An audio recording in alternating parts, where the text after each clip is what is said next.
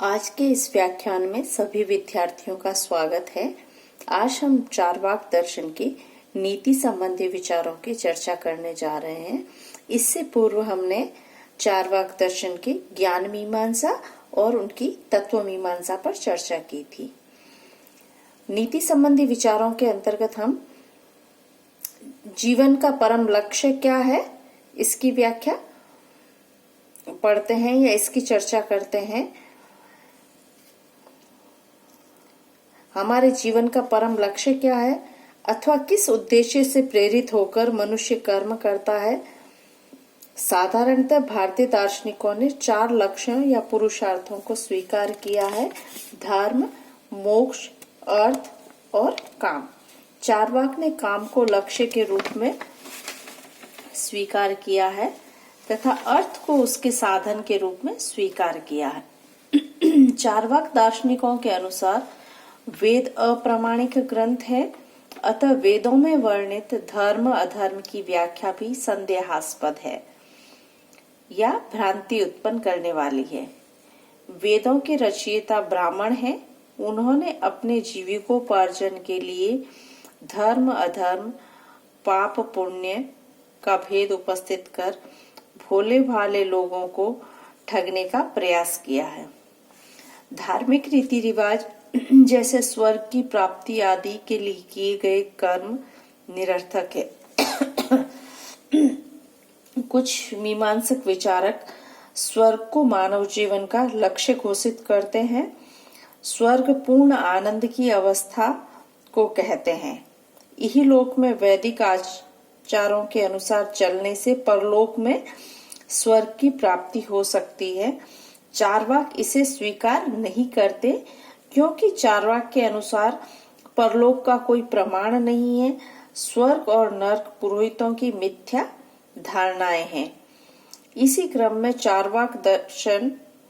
चारवाक वैदिक कर्मकांडों की आलोचना भी करते हैं और वैदिक कर्मकांडों की आलोचना करते हुए वह श्राद्ध पक्ष जो मनाया जाता है हिंदू संस्कृति में या धर्म में, उसकी आलोचना करते हैं और उसकी आलोचना करते हुए कहते हैं कि प्रेतात्माओं को तृप्त करने के लिए श्राद्ध पक्ष में भोजन अर्पण किया जाता है।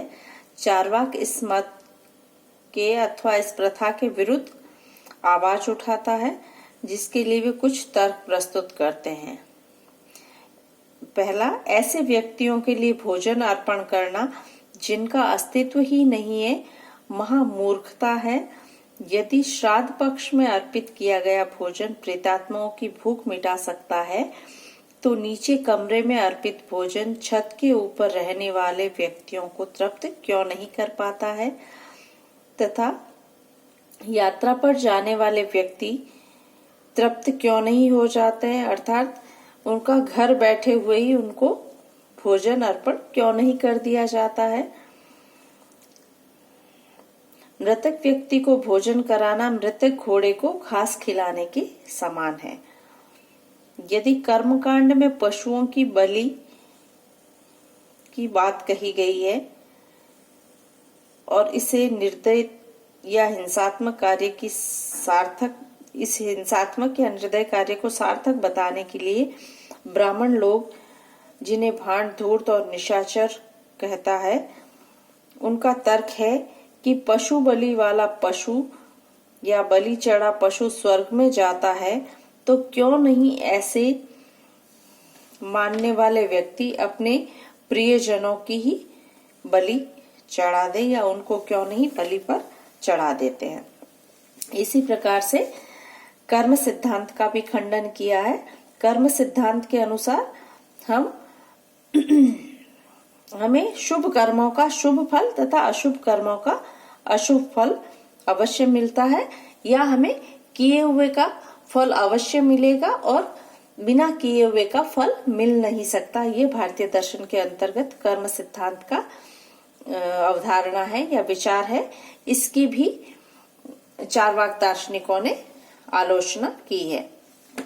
इसके अलावा मोक्ष सिद्धांत को भी अस्वीकार किया है। मोक्ष का अर्थ है दुखों की आत्यंतिक निवृत्ति। किंतु चार्वाक दर्शन को ये सिद्धांत भी स्वीकार नहीं है। मोक्ष की सत्ता को स्वीकार करने के लिए आत्मा की सत्ता को भी स्वीकार करना होगा। जब चार्वाक आत्मा की सत्ता को ही अस्वीकार करता है तो मोक्ष सिद्धांत स्वतः ही खंडित हो जाता है।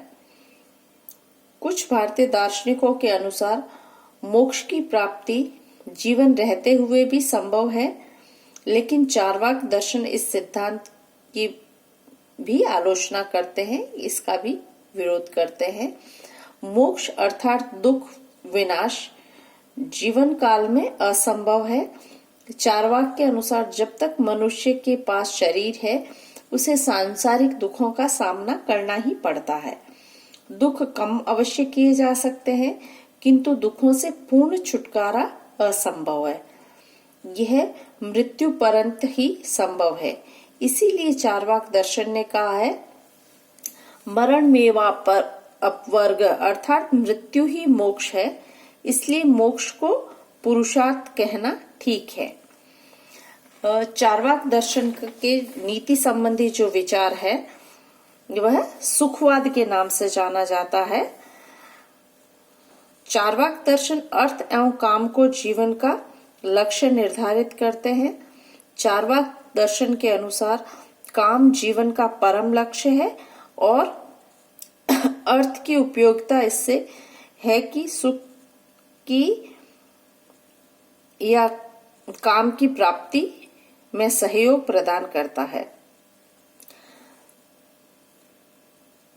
काम अर्थात इच्छाओं की पूर्ति ही मानव जीवन का परम लक्ष्य है। मनुष्य स्वभावतः सुख की कामना करता है। चार्वाक दर्शन के अनुसार शुभ जीवन वही है जिसमें अधिकतम सुख तथा अल्पतम दुख हो, और अशुभ जीवन वही है जिसमें अधिकतम दुख हो। इस प्रकार चार्वाक दर्शन के अनुसार सुख की बौद्धिक इंद्रिय सुख को बौद्धिक सुख की अपेक्षा श्रेष्ठ माना है। दुखों के डर से सुखों का त्याग करना महामूर्खता है। मछली में कांटा लगे होने के कारण या धान में भूसी लगे होने के कारण इसका त्याग करना समझदारी नहीं है। पारलौकिक सुख एवं आध्यात्मिक सुख को अपनाने के उद्देश्य से इस जीवन के सुखों का त्याग करना पागलपन है। अतः मानव को अपने वर्तमान जीवन में अधिक से अधिक सुख प्राप्त करने चाहिए, क्योंकि भूत बीत चुका है एवं भविष्य संदिग्ध है। अतः चार्वाक दर्शन का मूल सिद्धांत है जब तक जियो सुख से जियो, ऋण लेकर भी घी पियो। अर्थात इन्होंने कहा यात जीवेत सुखम जीवेत ऋणम कृत्वा घृतम पीवेत। इस प्रकार चार्वाक दर्शन स्वार्थमूलक सुखवाद है। यहाँ इसकी तुलना यूरोपीय स्वार्थमूलक सुखवाद जिसके प्रवर्तक अरिस्टिपस है से की जा सकती है। चार्वाक दर्शन की समीक्षा। भारतीय दर्शन में चार्वाक एक अलग स्थान रखता है और यह दर्शन भारतीय विचारधारा के सामान्य लक्षणों का खंडन करता है। इसलिए भारत का प्रत्येक दार्शनिक चार्वाक के विचारों की आलोचना करता है। चार्वाक दर्शन का मूल आधार प्रमाण विज्ञान है। प्रत्यक्ष को ही एकमात्र प्रमाण माना गया है तथा अनुमान का खंडन किया है। यदि अनुमान को अप्रामाणिक माना जाए तो हमारा व्यवहारिक जीवन अस्त व्यस्त हो जाएगा।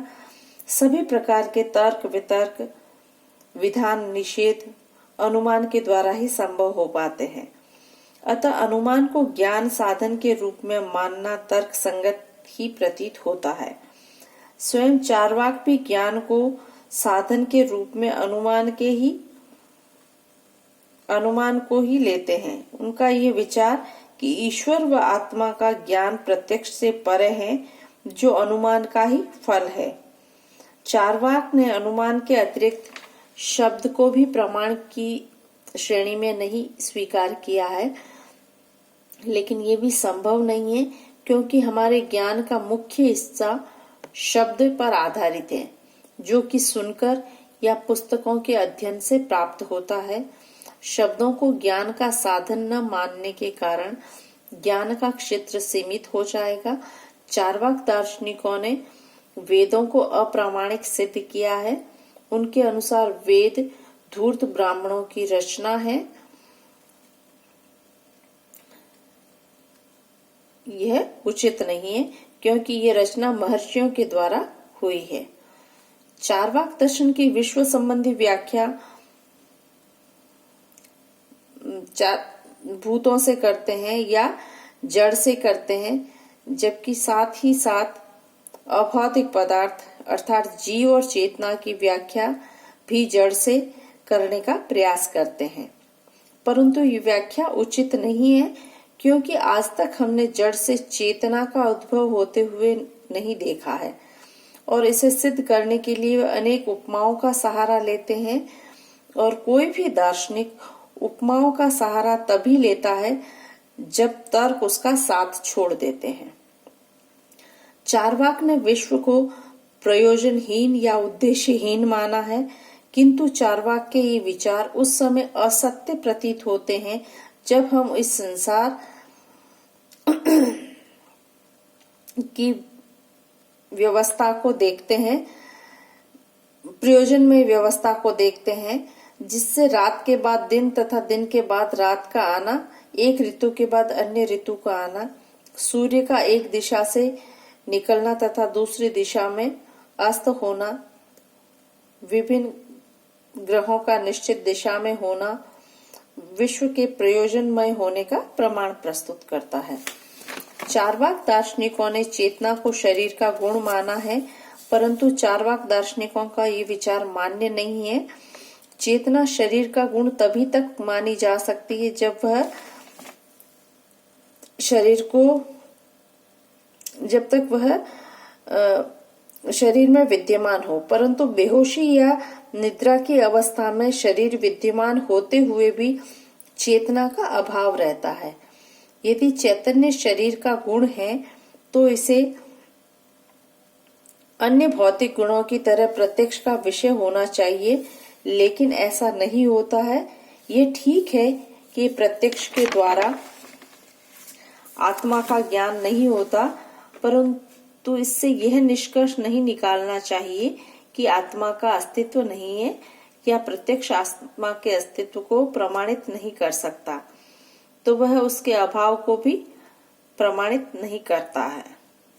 जहाँ चार्वाक दर्शन अनुमान शब्द प्रमाण को स्वीकार नहीं करता है, वहीं सिर्फ प्रत्यक्ष को ही प्रमाण मानता है।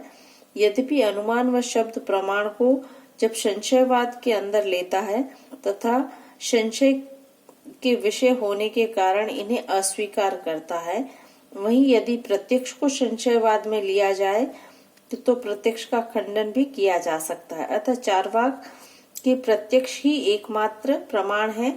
युक्ति को भी संशयवाद में लेना चाहिए।